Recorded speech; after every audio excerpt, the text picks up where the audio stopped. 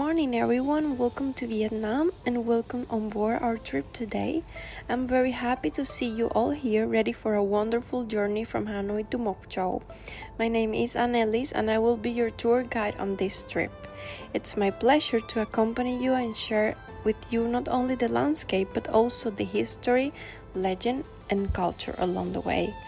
Today, our journey begins right here at West Lake in Hanoi, the largest and most famous lake in the city. From here, we will travel around 200 kilometers to Moc Chau, a beautiful highland plateau known for its green tea hills, cool climate, and a colorful ethnic minority tradition. The bus ride will take around 4 to 5 hours, with stop for rest, photos, and local snacks. Please feel free to ask me anything during the trip. I'll be happy to answer your questions and make your journey as enjoyable as possible. We begin at West Lake, a place that has been central to Hanoi's history for over 1,000 years. Legends say that the lake was formed after a battle between a dragon and a forest spirit, which gave it mystery charm. Today, it is one of the most city peaceful spot surrounded by temples, pagodas, cafe and gardens. From here, leaving behind the busy streets of Hanoi, we head toward the fresh mountain air of Moc Chau.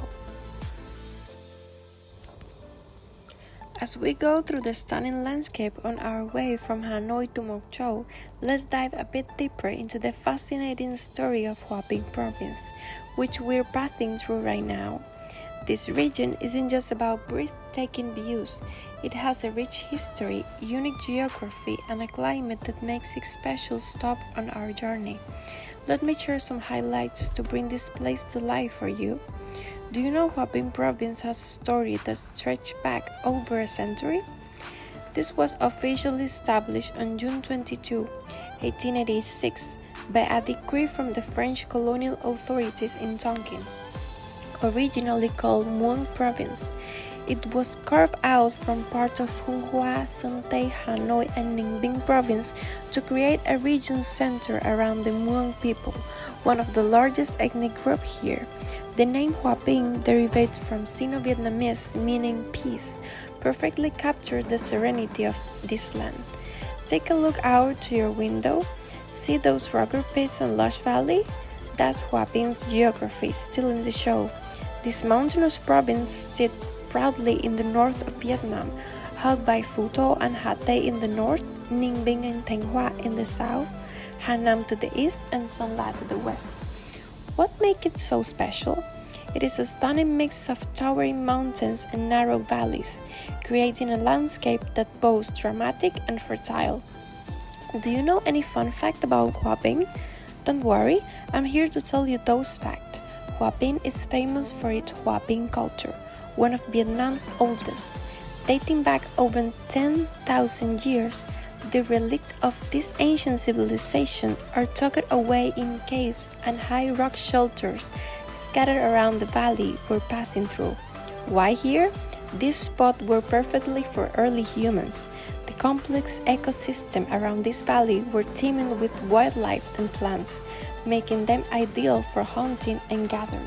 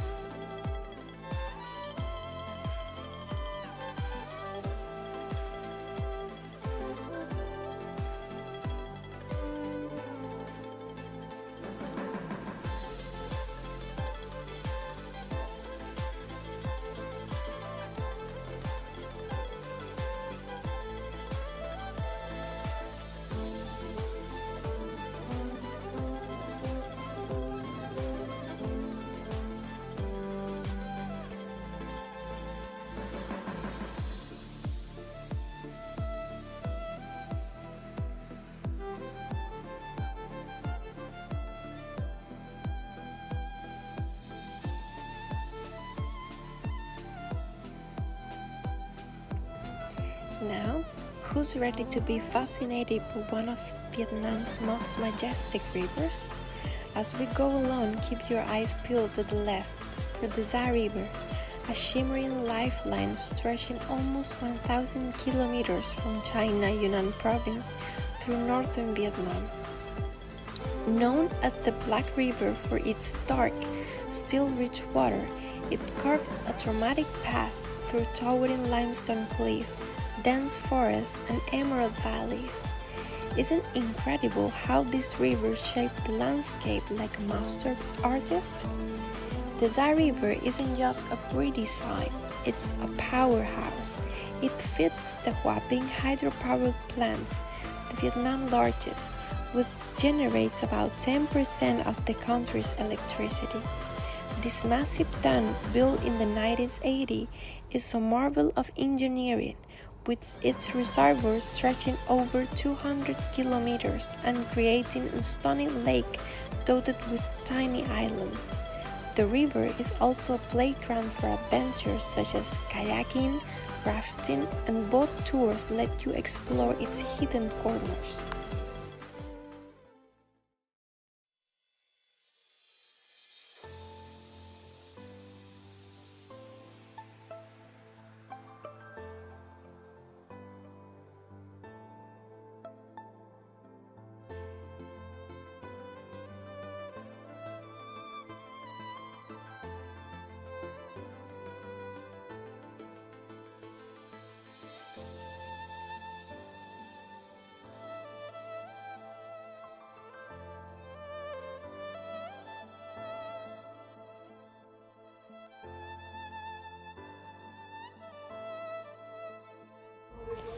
Have you ever dreamed of stepping into a world where every tradition tells a story?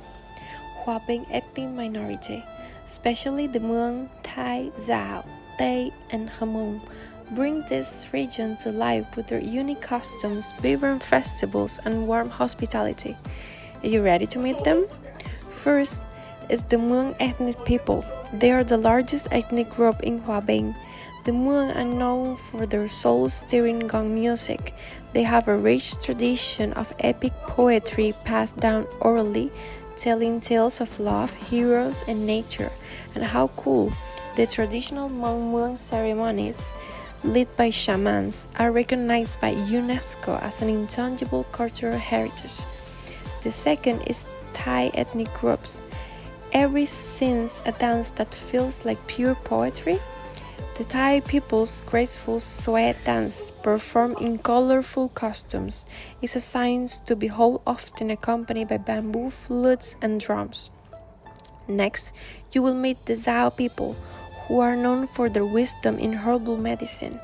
Their vibrant embroidered clothing, adorned with intricate patterns, is a work of art.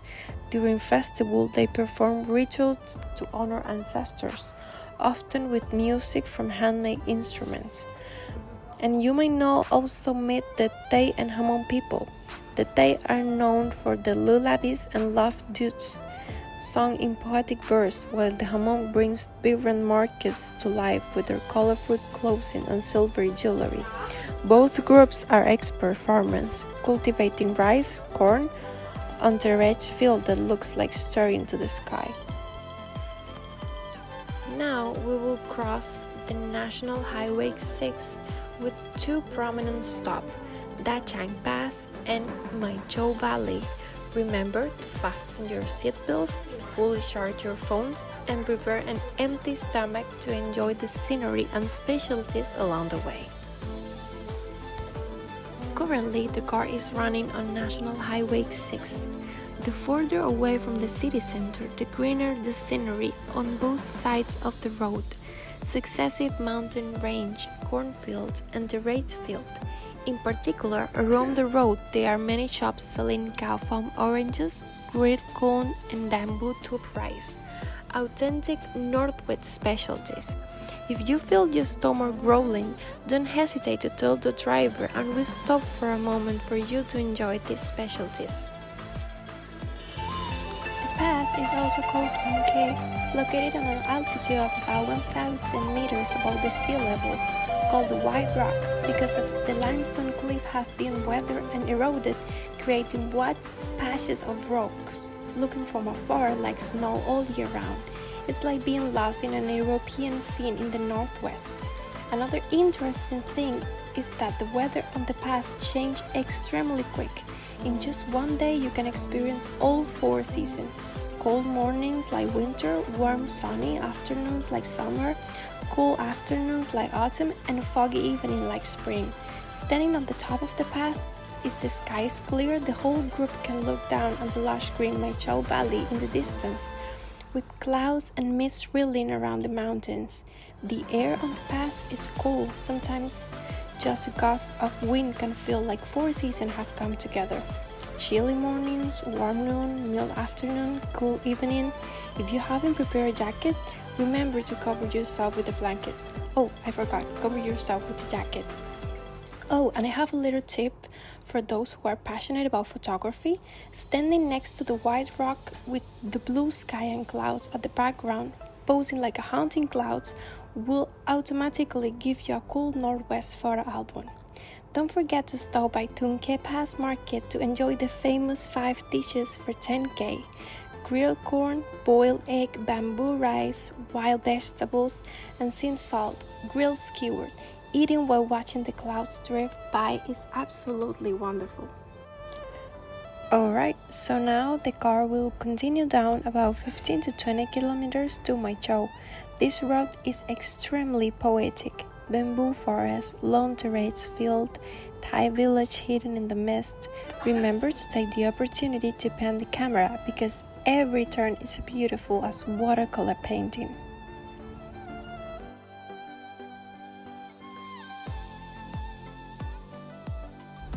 And now we've arrived to Moc Chau, the muse of the Northwest Mountain and Forest. This green valley is surrounded by majestic mountains. The golden rice season is like a giant carpet. Now, as the car gradually descends, you will see Moc Chau Valley unfold like a painting. From above, the Thai village appear and disappear among the green terrace field. The rip rice season turns golden like silk. Here, people can experience activities such as cycling or walking around the Lac village, Pom village, enjoy the fresh air, enjoy specialties such as grilled chicken with mac hen, sticky rice, grilled local pork, and sour bamboo shoots. At night, join the campfire, dance with bamboo poles, and drink with wine with the locals, getting drunk in the mountains and forests, not just on alcohol. Sound promising, right? However, Moc Chau is not our destination this time. Let's make an appointment to experience this activity in another time. Now we are ready to continue the journey to Moc Chau with lots of energy and memorable memories. We are now on the way to Moc Chau. People often call it the Green Plateau of the Northwest. Some also say it is the Dalat of the North. Do you know why? Maybe because of flour, because of tea, or maybe because of the weather? Yes, it is because of the cool, fresh climate all year round. Just like Dalat in the Central Highland, Moc Chau is never too hot, even in the summer. So if you don't have time to go to Dalat, come to Moc Chau. You will feel the same romance, but with its own special beauty of the Northwest. And since we're talking about the beauty of Moc Chau, let me ask you some quick questions. Which ethnic group do you think is the most numerous here? Many people say the Thai people, right? But actually, the answer is the King people, the majority of Vietnam. However, it is the Thai people who make the biggest impression here. Their houses, their clothes, their food, their culture, that is what makes Moc Chau very special. So even though the King people are the more numerous one, the Thai culture is the one that shines brightest in Moc Chau. Moc Chau is also famous for its specialties. The first one is dairy cows. They give fresh, creamy milk, yogurt, cheese, and many visitors say the taste is richer than in anywhere else. The second is the green tea hills. Farmers shape the tea field into beautiful curves, almost like nature's own painting, and the tea itself is perfect to enjoy both hot and cold. And the third is fruit, especially plums and peaches. In the summer, you can even walk into the gardens, pick plums straight from the tree, and eat it fresh, sweet, juicy. Wow, it's unforgettable. Along the way and at the places we visit today, you will see many local shops selling these specialties. Don't worry, I'll guide you to the best and most trusted shop, where you can buy high-quality milk, tea, dried plums, fruit jams, or honey. Perfect gifts to take home for your families and friends. Later today, we will discover some of the best highlights of Moc Chau. First, we will step into the magical Sun Mok Huang cave, full of sparkling stalactites that looks like nature owned artwork. Then, get ready for the stunning Dai Yen waterfall, soft and white like a giant skirt flowing in the wind. A 4-star OCOP attraction and a perfect spot for photos. Well, we will also visit the Dai Dien monument, when the spirit of young soldiers from the famous poem still live on. In the afternoon, our journey continued to Ban Wat village, home of the White Hai people, where you can see traditional steel houses, taste local dishes, and maybe even join a cheerful sweat dance. In the evening, we will be special with a warm gala dinner full of food, music, and fun. And of course, tomorrow we will check in the iconic heart-shaped tea hills at the Green Dairy Farm, the sweet and refreshing symbol of Moc Chau. So nature, culture, and plenty of fun are waiting for you ahead. Alright everyone, we are almost there. So now I'll give you some quick tips before we get off the bus. First of all, don't forget your stuff. Phone, wallet, sunglasses, hats, and of course, a big dose of energy up for walking and taking pictures. Second of all, please stick with the group. If you wander off and get lost, no worry, we will come back to pick you up next season when the peach blossom bloom.